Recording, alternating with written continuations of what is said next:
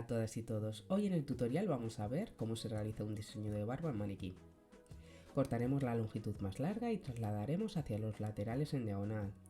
Escalonaremos y haremos el bigote, dejando el centro más corto que los laterales. Para finalizar, texturizaremos y secaremos como deseemos.